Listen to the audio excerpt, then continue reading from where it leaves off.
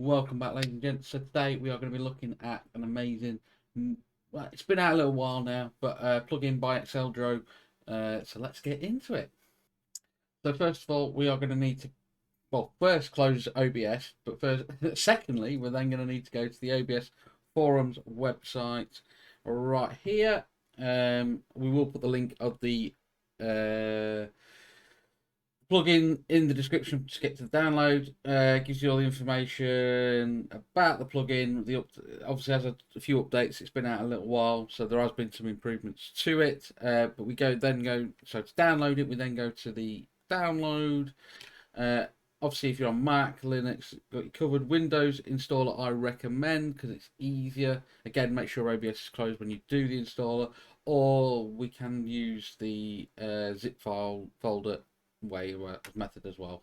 Basically, that's just going to the folder, copy the two folders that are in there, and then paste them into your OBS folder where your plugins are. But if it's an installer, go for the installer.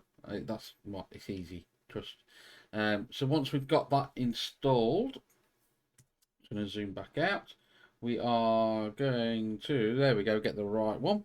So we are going to show you how to use it. So if you've got it installed properly, if you haven't got it installed properly and you believe you've done it right, just close OBS, restart it, maybe even have to restart your PC, and then it'll come up. So then we've got, so this is what we come across. So source doc. What this does is we are going to, it now enables you to put a, so let me just move the camera to one side. Let's move it over here. There we go. Both move at the same time. It enables you to put a doc of something you've got in your like a media source or browser source. Even you could even put in different scenes to make it easy to switch from one scene to another, and be able to interact with them. In this, so for example, on my, I've got a VIP and timeout one here. We're just going to go, no, there we go. So it should not work. Trust. There we go. Because I got it turned off. I got it turned off. We'll have it on both. Sorry. So now we've got that up. I use this because I've got a channel point where you can risk it to be timed out for 10 minutes or get VIP for a month.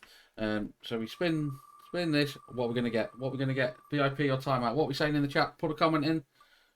We're going to get timeout. Is it timeout? Yeah. So we can adjust this. Obviously, we can make it bigger or smaller. But basically, that's what it makes it so we can interact with these sources inside of OBS. So another example, we're just going to put this back across here. Actually, no, we'll put it up there. We're going to show it here. So another one we've got is another media source, which is the like and subscribe button, which is not turned on. There you go. Source wasn't visible. So once you've got that, you can play it. You can control the audio of it. You can control the point of where it is in the scrub. You can scrub it through, stuff like that. It's so easy, so easy. You can pause it if you want to. It's quite handy when you've got something on one scene, you want to get it prepped for another scene. We'll show you that in a second. Anyway, right, to get it actually set up, let's just zoom that out.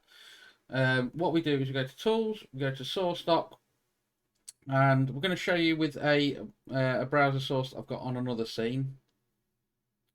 So we're going to go League One. This is probably going to cover up all my... As been a Lincoln fan, we need to know where League One... Well, we lost yesterday, but that's beside the point. So you can search for the one you want, then you give it a name. We're just going to call it League One as well.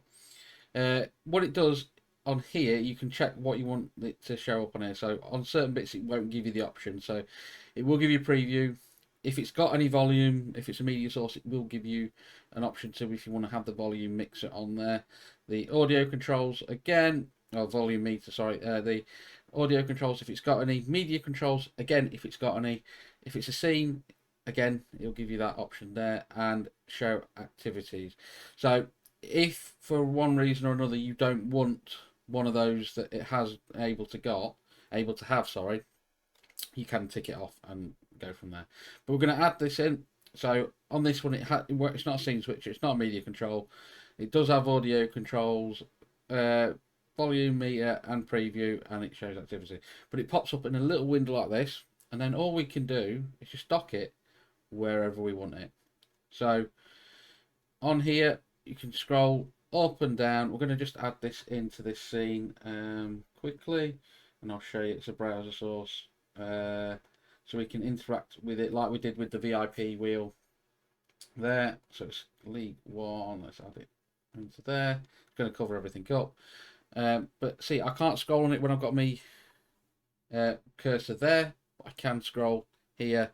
I know you can interact. I know you can use the interact feature. But if you're on a different scene, if you are, let's just move this back down here. If you are on a different scene, or you want to prep it ready to go onto the scene you're going to go onto, so I could prep this, get it in a position where I want it, and then I can go onto my sports news one.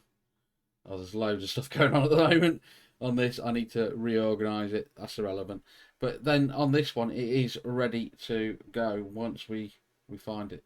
It's on a rotate around on the side. So once that comes up, it's ready to go and ready to use. So it's absolutely handy as you like. So we'll come back to that. Obviously, I wouldn't have this. It's an extreme example on this one, but so yeah, we can adjust and do it how we see fit. We'll just move that back out as well. So yeah, that's the nuts and the bolts of it. You can obviously, if you want to take out one of the docks, you just go back to here. You do have to resize the box. You just click on the one you want to take out, and you can just delete it from the list. Again, and delete it. It's as simple as that.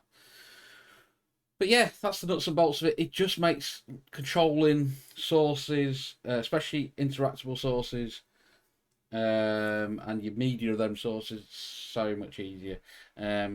So make sure you do go on the OBS forums and give Exeldro the credit he deserves, because it's just an amazing plugin, and he always looks to develop these plugins if there are any bugs or faults or any improvements that can be done to make them that extra bit next level. So for now, that is it. Thank you all for watching again. If you do have any suggestions or requests for any other videos we can do, drop them in the links below. Also, make sure we do like the video, try and spread it around, and subscribe. We're trying to build this, build the channel as we go. I think we're about 21 at recording this away from 200, so that would be amazing. Anyway, enough of me waffling. Thank you again, and we'll catch you in the next one. Peace out.